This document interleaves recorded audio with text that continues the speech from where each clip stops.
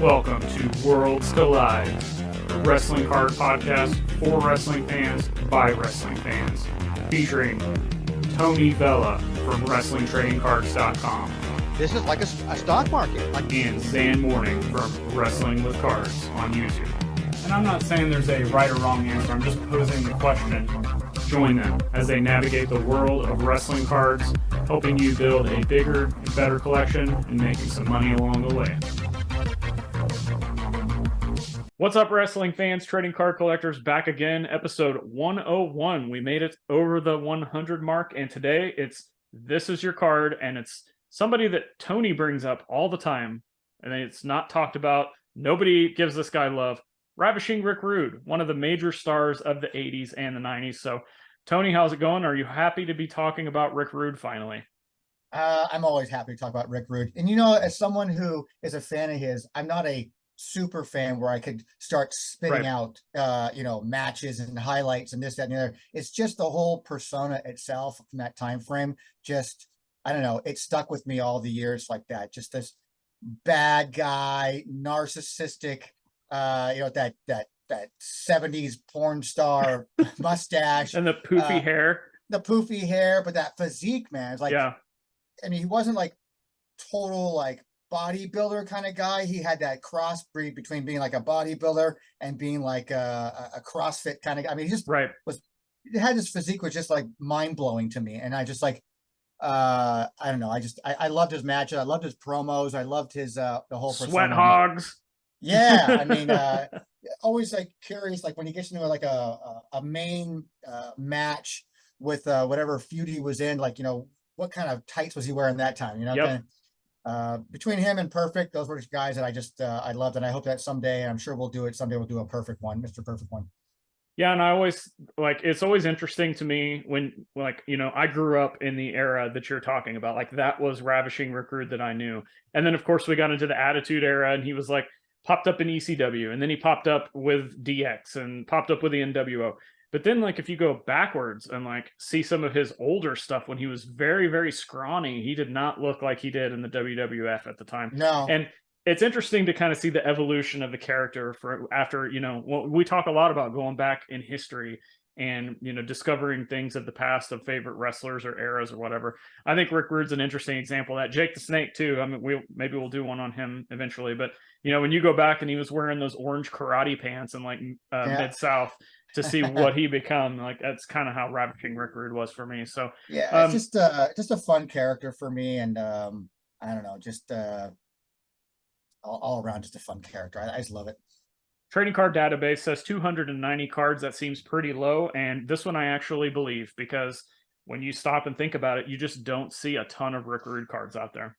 No, I mean, during that time frame, I'm sure he was getting put on a lot of cards, you know, during that time frame, all the way up into the late 90s, of course, in a fairly regular basis at that time. Like, you know, no levels of parallels, you don't have to worry about that kind of stuff. But, you know, and then now sporadically throughout the years in like legend subsets, of course. So, yeah, and then of course later on, like we've seen the parallels kind of start coming up out of that, and they're counted in this, but.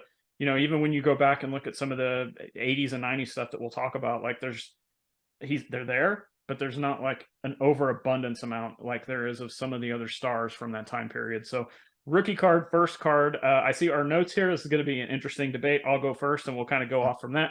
86, Monty Gum, the card number 44 and 45 back to back. However, you brought an interesting asterisk to this. Because that's, to me, that's one of the earliest first bootleg card sets out there. It's not an authorized card set. I think people tend to forget that the Monty Gum set is not an authorized card set. Was not endorsed by any of the promotions that they depict on those cards. You know, it's a fun, error-riddled card set that we make fun of that somehow has become kind of almost like a cult classic. In a sense, it's like the meme of wrestling cards. It really is, but it's fun. It's a fun set. But I don't know. It's like, does it really fit that category? Yes, they're pack pulled type cards, but it's a bootleg card set. And if that's the case, you kind of negate it from my perspective. Then you go to like the 88 Hostess stickers, maybe, or even like if you want to go true pack pulled stuff, then you go 89 Market Scene over from New Zealand, and maybe even 89 Classic. I Yep. mean, granted, it's not his first card or his first year in the business kind of thing, but I don't know. It's sort of wishy-washy for me. Monty Gum, sure-ish. Hostess stickers, they're stickers. I'm not a big fan of considering stickers being a rookie card. Well, and then you've got the argument that it's a food product, and we know how people feel about those. And they're a food product, it's got a couple strikes against it. So I'm going to go with 89 Market Scene for me. I like all 49 those, Classic. Yeah, I like all those cards, and like I usually just do our definition based on what is the first one I can find. So that's why I picked that. I'm not saying it's definitely, the Monty Gum cards are definitely not my favorite.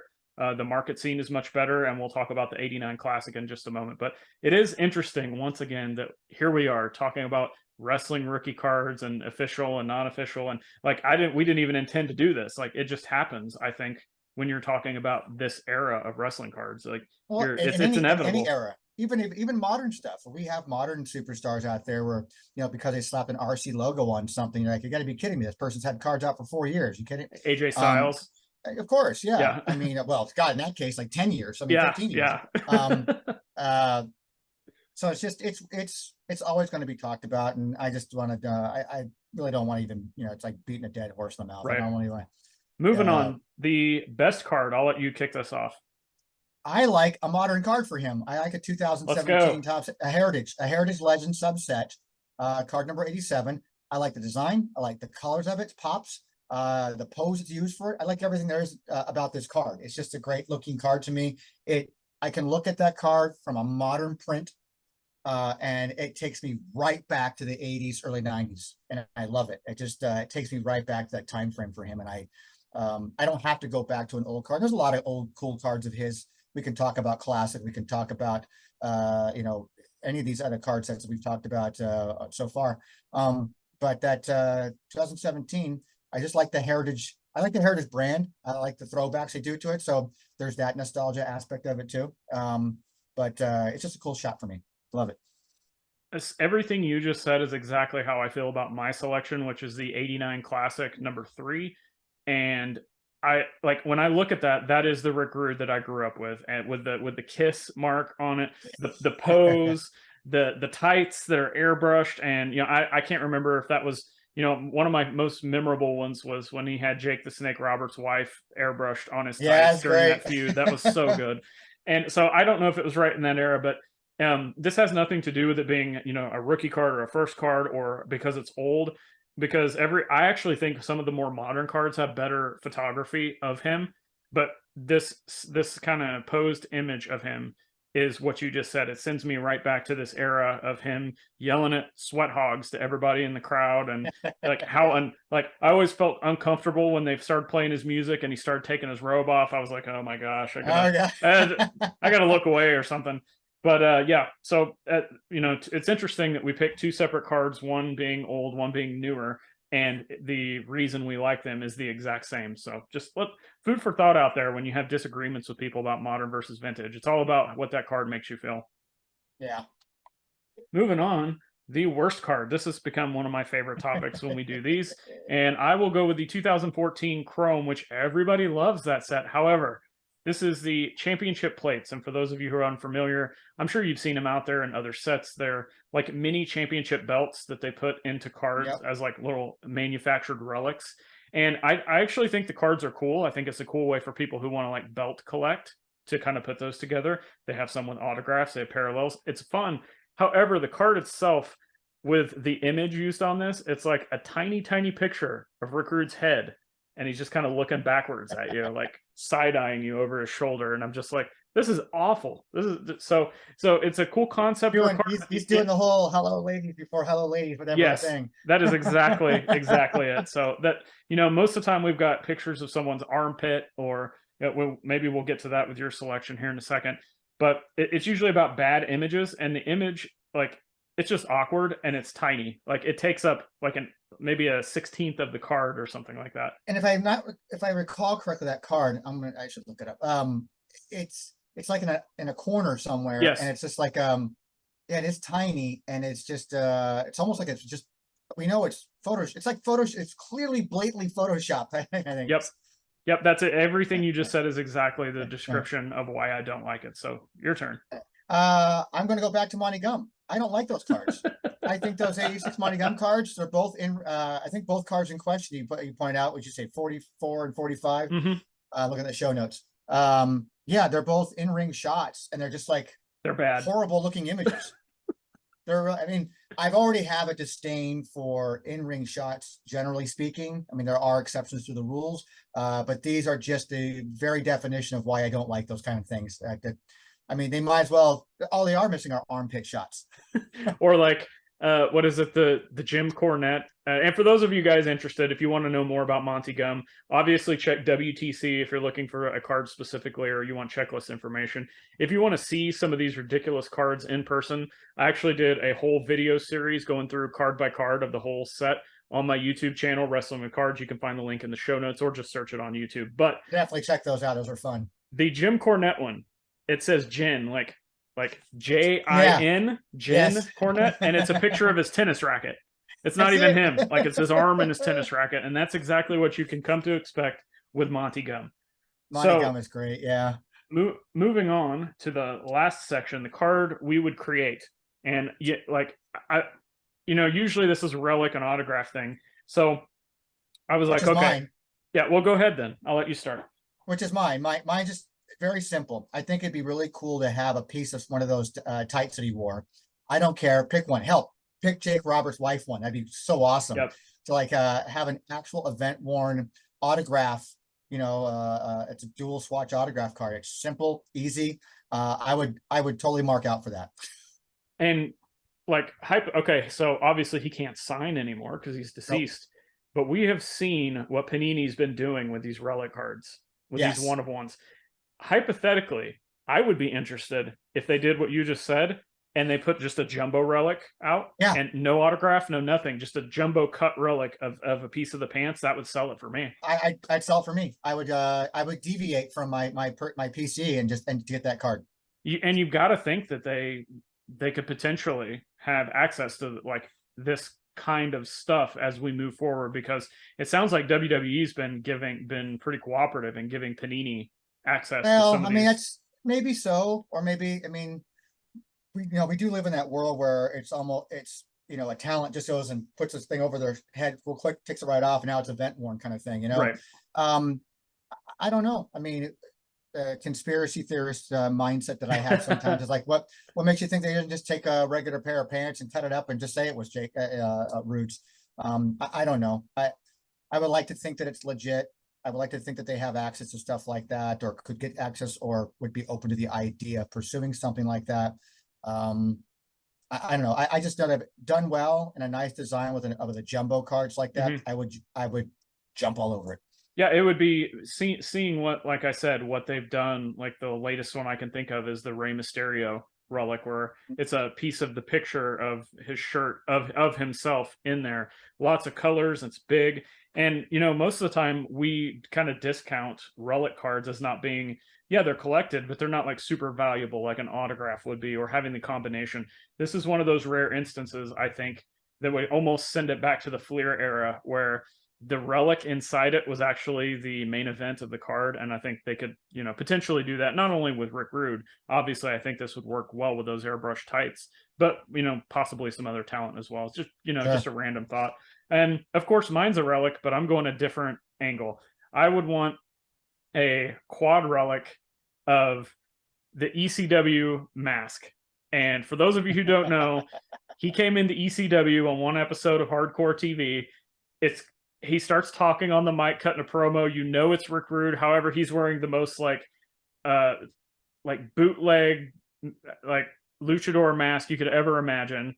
And he's talking just like Rick Rude. He's not trying to use a voice changer. He's not trying to, not speak. No, it's Rick Rude. He even does the Rude Awakening, and he does the pelvic thrusts with the mask on. Like you clearly know it's him. So if they could somehow find that mask that he wore on that episode and cut it up into a jumbo quad relic with, some just interesting pieces on it, and it would be interesting because you could name him Shane Douglas's Mystery Man.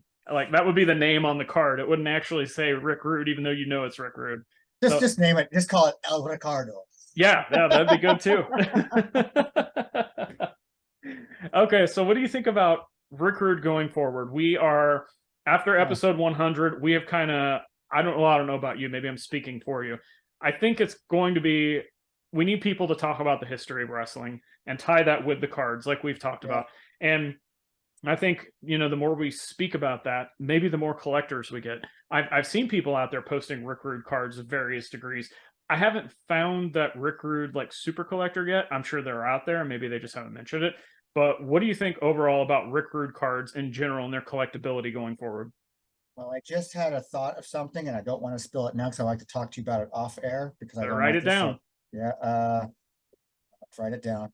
Anyhow, for me going forward, I think it's unfortunate that characters like his, while I'm a big fan, and I know there are other people out there who are obviously fans of his, it just we say it over and over again. Doesn't get the love they deserve, doesn't get the love they deserve. Not enough hobby love. And that's the case here too, I think. I love Rick Rude as much as I also like, Mr. Perfect as well from that time frame. And kind of like the same even career, almost like in that time frame and when it ended. But I don't see a lot of upswing for him in the sense that you're never going to be a Hogan status. You're not going to be even a Macho Man type status like that. I don't know. Over time, I think as our hobby starts to grow, maybe some of these B level and even some cases C level characters start seeing some value. Go up in value. Until they do some kind of a documentary on the guy, I don't know if we're going to ever see him kind of his value go up. I don't know. I'd like to see it go up. I think some of these guys deserve a little bit more hobby love. I'm curious to see if there's anybody who's listening or happening watching this episode. Do you collect Rick Rude stuff? If so, I'd love to see people's collections on that. Absolutely. Yeah. If you reach out to us on social media, tag us in any of your, even if it's just a single card that, and why you like it, like tell the story behind it.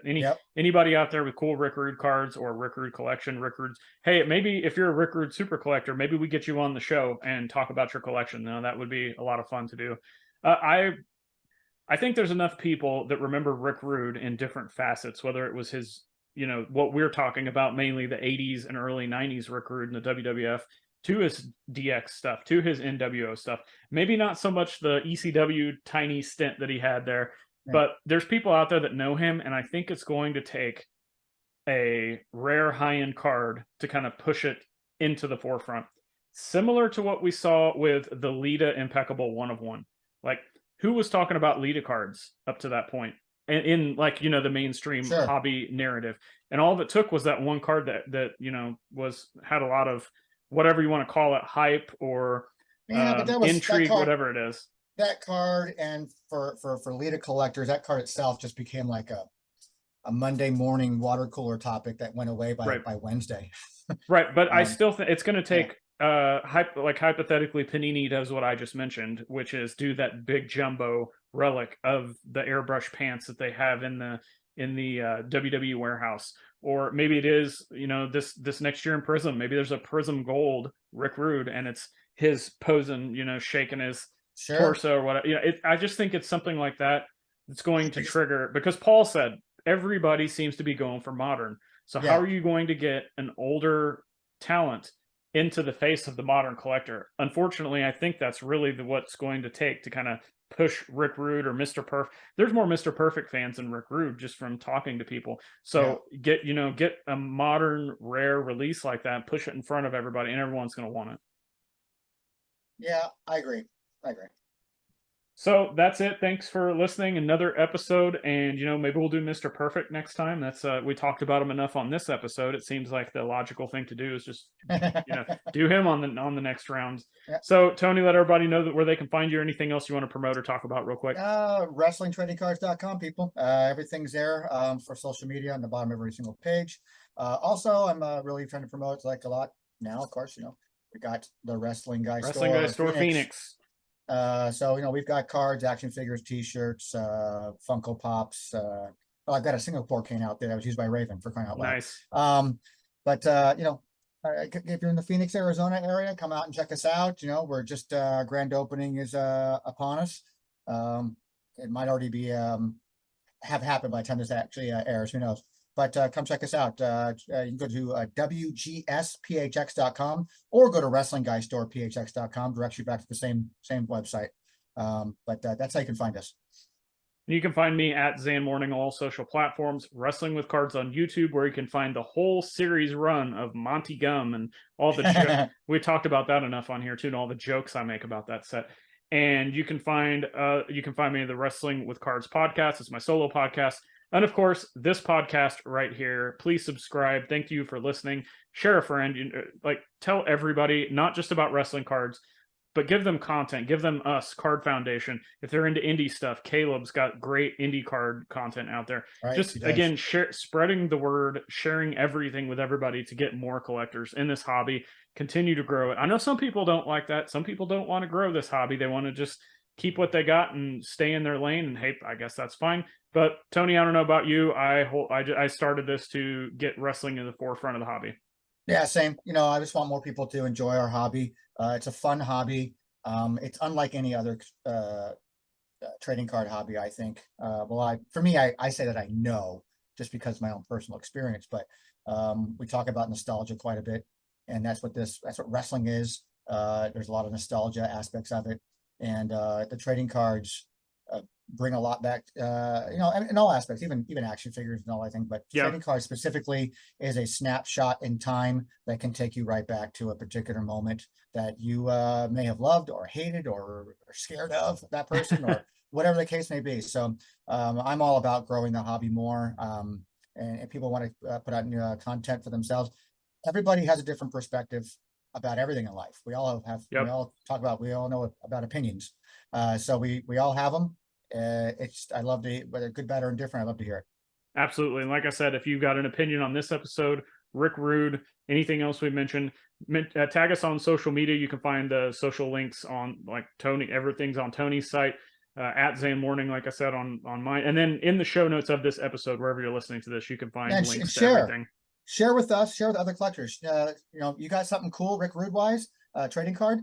Share it. Hell, let's see it, man. Let's you got a cool story to talk about, Rick Rude. Share it, man. I want to hear it. Yeah, even if you just got like a base card and you want to talk about how you saw him in a like main event TV taping, or you know, whatever it is, like if you were in the arena and he slapped you or something, like who knows? Let's hear all these stories. Thank you guys for listening. Please subscribe, share, and most importantly, keep collecting wrestling cards, because sports cards might not rule. Pokemon might not rule, although it's okay. And non-sports cards might not rule. But there's one thing that does rule. Wrestling cards rule. You got it. We'll see you.